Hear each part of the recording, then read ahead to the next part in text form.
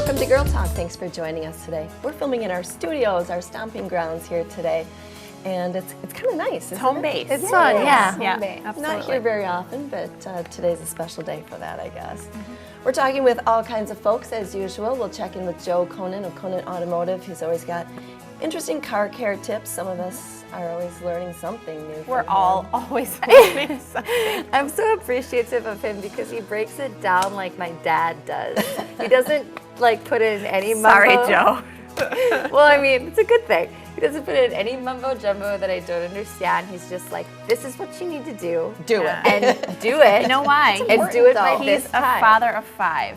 So Yeah, he's Right. got to run a tight ship. And So- I mean, out in Stoughton, like I think it's like Stoughton's kind of like a small town in a big area, Yeah. I believe. And so it's just nice to keep it real. And we appreciate you, Joe. Yeah. Thanks for being here. Well, we love learning. I got this in the mail. This is a little advert for Edvest. One of those things that you go, maybe, maybe not, maybe you don't know anything about it. If you don't know anything about Edvest, you're definitely going to want to stick around. We have Nicole Broyles from Broyles and Company CPA, and she is really good. She is really good at explaining things, don't you think? Oh my gosh. Very smart. Again, you were mentioning Joe and how he just kind of lays it out, bare bones, not a lot of jargon. Yeah. And I think Nicole's like that too. I agree. And I appreciate that. Tells you what you need to know and how to do it, and just the really, I mean, you know, the term, layman's terms. That's what you need, though, when it's a field that's not your own. In layman's Exactly. terms, if you need to save money for your kiddos for college education, you want to stick around for Yeah. discussion on the Edvest. Absolutely. We'll also be talking about toe cleavage. I can't believe you brought that up. I'm just kidding. That's what we were talking about before we We're started. talking about our shoes. You don't want to know. We have plenty of time. So we all know, you ladies out there, you know what toe cleavage is. It's like where your shoe doesn't really match where your toes start, and it's like just sticking out there. Yeah. I think it should be put away. I agree. I agree. You know, those flats are notorious for it because they'll make them too short at the end where there's not enough room to cover your toes. So guys, if you're watching, that's called toe cleavage, and we don't like it. The more you know. The more you know. Can we Stop add making shoes a like that. graphic? We don't like the toe cleavage. That's not what we're talking Nobody's about. getting toe implants. We're actually talking to Melanie Fritz from Madison Medium, Thank and you. I'm super excited to chat with her because she's actually going to give us some insight into how she became intuitive and you what know, it's like for her, Right. what it feels like when she's in a session with someone and Which is just fascinating. yeah, It is. connecting with that dearly departed individual. Yeah. What I makes it can't wait. real, or I don't know, if you're a skeptic, listen in, see what you think. it's going to be next. Yeah, We're it's going to excited. be next. Stick around, we'll be right back with more Girl Talk.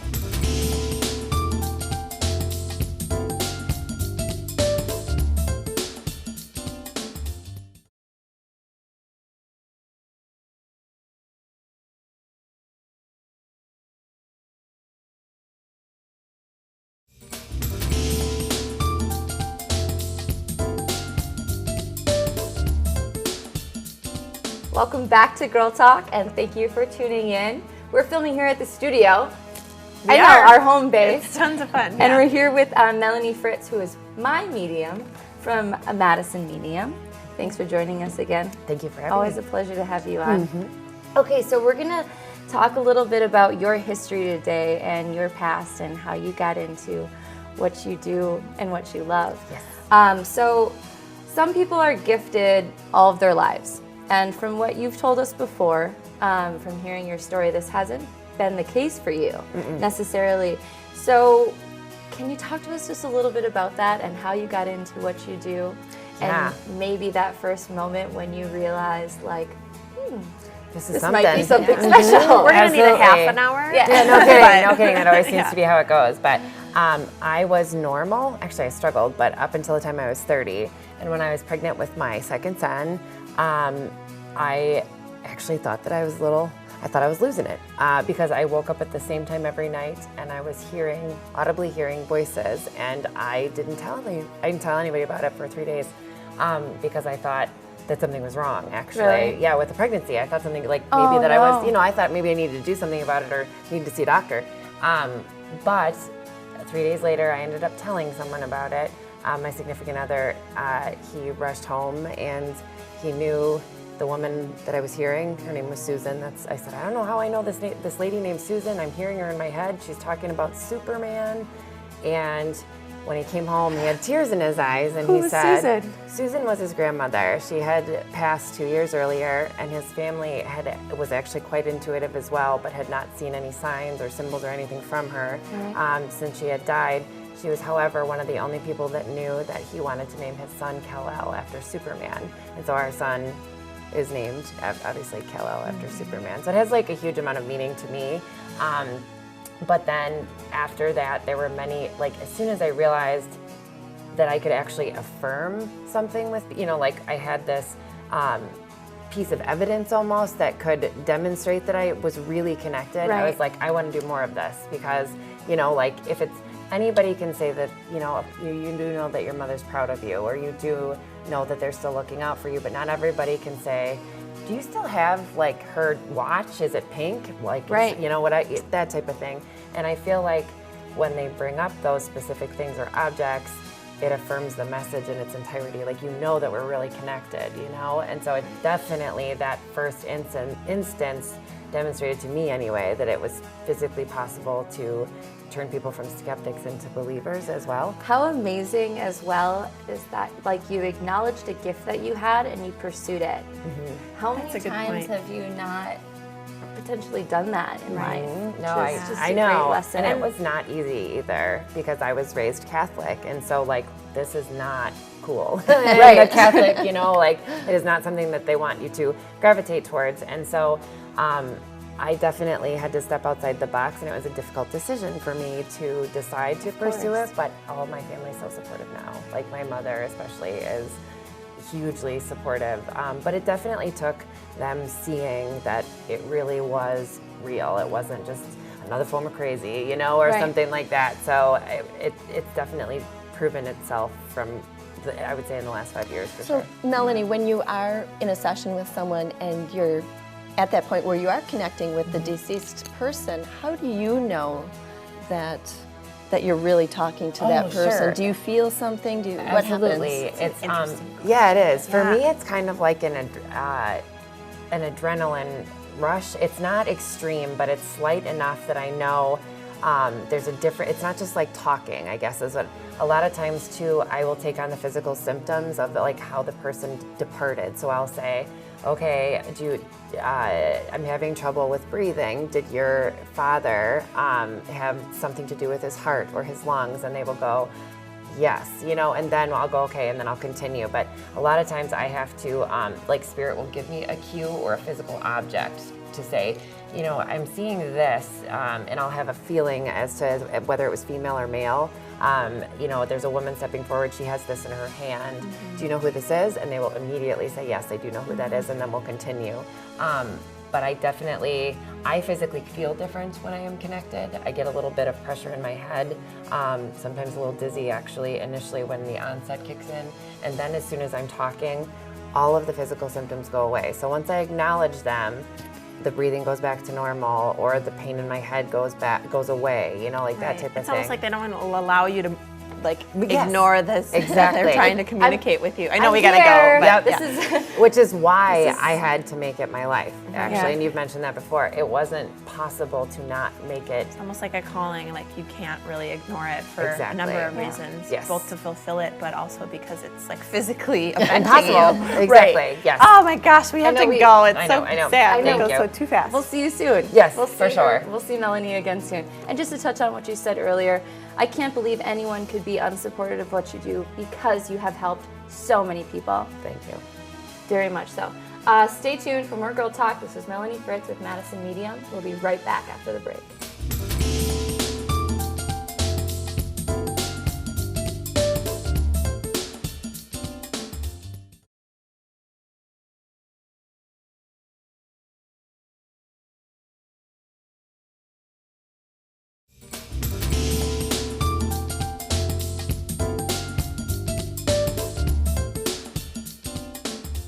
Welcome back to Girl Talk. Today we're going to be talking about car tips, correct? Car care tips a little bit later. But first, we're talking about Edvest accounts, and I'm here with Nicole of Broyles and Company CPAs. Thanks for being here today, Nicole. Thank you. I appreciate it. So first off, what is an Edvest account? I know for me personally, I have no clue. It is a way to save money for children's higher education. Anyone who's going to go past high school to any sort of post-secondary education is a way to set money aside, tax-free. The state of Wisconsin sponsors it. Most states have a savings account of this type, and they're referred to as 529 accounts, and that allows them to save money for education expenses later on. And you said tax-free. That's correct. Wow, that's huge. So what are the implications then regarding taxes and savings?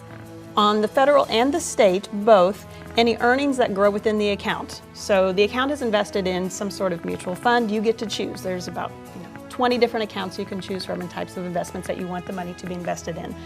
The interest, the dividends, the growth on that account is not taxed by Wisconsin or the IRS. And at the same time, Wisconsin has an added benefit in that the contribution you make to that account is a deduction on your state return, up to $3,100 per child. So if you have 3 kids, you could put in $9,300, $3,100 for each child, and get a $9,300 deduction on your state tax return that year. That sounds great all around. Sort of kind of double dip, get it on both ends. Exactly. It is a great way to save money.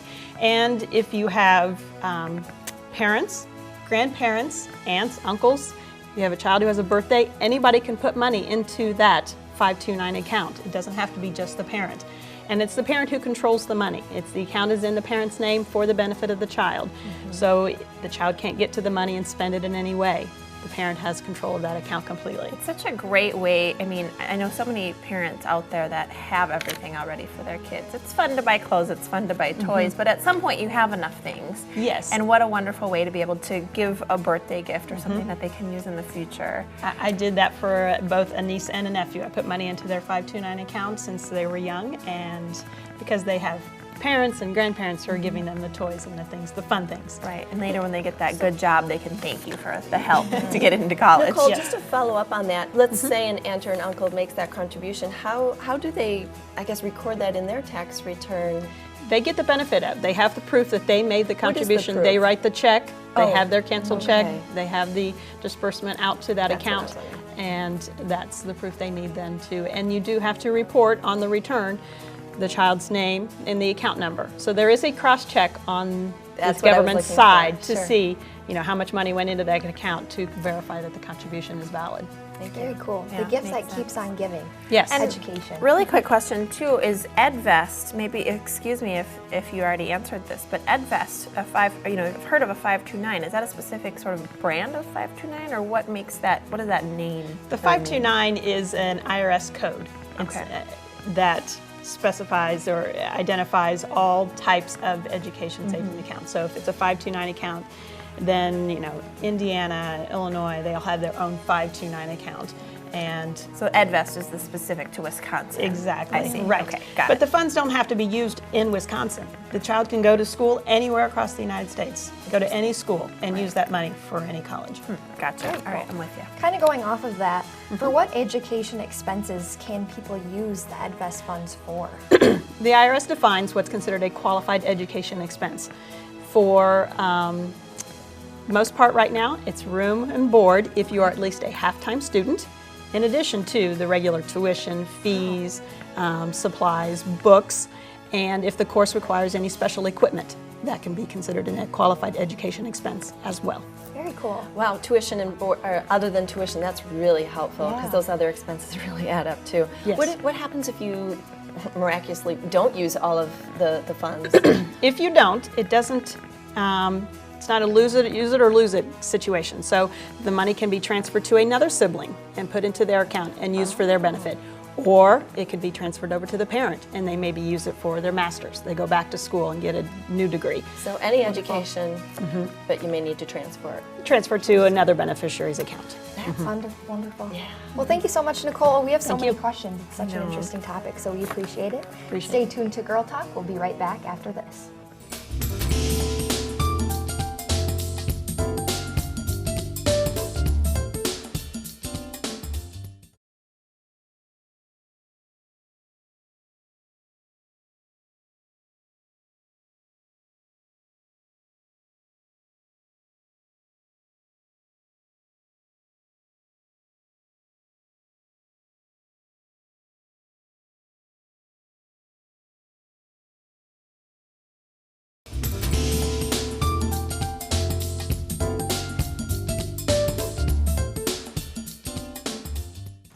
Last but not least is our favorite go-to guy for our car questions. This is Joe Conant from Conant Automotive out in Stoughton. Thanks for joining us, Joe. Thank you.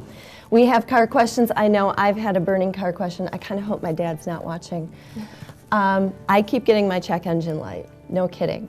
And the most recent, it goes on and it goes off, and that's the hard part. And so the other day, it went on, and I thought, okay, I'm gonna take care of this thing once and for all, and I made the appointment. And I'm quite literal here. I got in my car and pulled out of the driveway and it went off. Okay. And I've been told that you can't even diagnose it if it goes off. So talk to us about the check engine light. Yes. Okay, the biggest thing with a check engine light on is it happens when you're coming home from work at 5 o'clock at night. And it can be frustrating because you don't know what's going on. You don't know if you're going to make it home. You don't know if it's going to start the next morning. Or if you should drive or stop or... So a lot of shops, and especially what we do, is like if a customer calls up and, yep, my check engine light's on, we'll say, come on down. We'll scan it to see the severity of the code because that's what's stored in the computer of the vehicle. And what we'd use is a tool like this, which is like a $50 code reader. And a lot of like parts stores will do this, offer this, like come and read, we'll read the codes for free. This is not a diagnostic tool, and a lot of people think that it is, so they'll think they'll be able to fix their car with this, or the parts store is going to be able to sell them a sensor or whatnot. This will tell you how bad the code is and if you can drive the car. So then you can set up the appointment. So then we would note the code, and then you can be on your way, set up the appointment for a day or two later. And then when you come in, we would use, everything is going laptop. Let me turn it around. Whereas old days, which I should say, the last 20 years, you would get a big red box that would be a scanner, they would call it. Well, nowadays everything is being software where we buy the software from the OE manufacturers and put it on the laptop. So we can touch basically 90% coverage out there. And that's how you diagnose a check engine light. You're talking coverage of the vehicle or like different makes and models? Coverage of the car line, like General Motors, Ford, Chrysler, Okay. European, the Asian. I mean, we can take care of all of them. And So- most shops can. So in my situation where the light went off, can you still do it? Because the computer still has that stored in the system. Oh, really? Like you could drive the biggest mistake people make is let the check engine light go. And the We all look at each other, guilty. the thing is you got one little light bulb that tells you, the computer, that it's sensed a fault, that, okay, the computer can store maybe 350 different codes. So when that light comes on, let's say it's just a real simple thing like a gas cap's faulty. Okay, you let that go. I don't have time to fix it. Well, 2 months later, that light's still on. You're thinking that it's a gas cap. Well, then it's this problem. And another week later, it's You this don't problem. even realize that something else So is that occurring. instead of being a $50 repair, the first time to get that light off, you come in a year later and it's a $600 repair. Right, because you think it's that first small incident. Right. Wow. So that's very important. That light should never be on. It should always be off. Even though somebody read it with a code reader or whatever, a scanner, and oh, we'll put that off. Well, tomorrow, we're going to fix it tomorrow. Well, tomorrow never comes, and then I run into that a lot. And it's not nice to give a customer an estimate for $600, $700, $800. No, it's not nice at all. No, always have that light off. So the on-off doesn't mean we're in the clear when it's off. No. Right. No? And the thing is, when that light comes on, it could be something real simple, like I said, a gas cap, or it could be something more severe. The biggest thing is when the check engine light flashes, that means something needs to be fixed immediately. Okay, flashing. And that means that something expensive could fail if you continue driving with it flashing. Are you listening? Yeah, no, That's certainly am, the biggest thing. Absolutely. But the majority of shops out there, if you call them up and say, yep, my check engine light's on, a lot of shops should say, yep, come right in, we'll read the code quick, note it down, and then we can schedule you in. That's the best way to do it. That way, you know what's going on. Instead of sleeping, going to bed at night wondering what's wrong with your car, you Right. can have a little peace of mind, and that's the important thing. And let's talk a little bit about the scheduling process. So when we call to tell you something's wrong with our vehicle, what kinds of information do you want when we're calling to make an appointment? What does that look like Well, for you? we like it. I'm glad you asked that. We like it when people call up and say, okay, my car is doing this, it happens at this time when I'm turning or when I'm driving, it's making this noise, and so on. It's so nice when people, and I'll say females, call up and say that. And then it's so much easier to work with. Because we don't know what's wrong. Well, We just a lot know of people don't. what Well, my noise it boyfriend makes. said it was this, and my dad said it was this, and you don't want any And of that. sometimes they can be right, but a lot of times people will go on the computer and Google search, and that's when it really gets crazy, because then they're making all these assumptions, either what it's going to take to fix it. And a lot of I would say a lot of the males that call up will tell you what's wrong with the car Instead of or the the truck or symptoms. whatever. And it's for instance, and I hope I don't make this customer mad at me, because it's kind of funny. The customer called up and said, how much for the exhaust system on my truck? Well, okay, instead of, if the way the scenario should have went, Joe, my truck is making a lot of noise. I think it's from the muffler or whatever.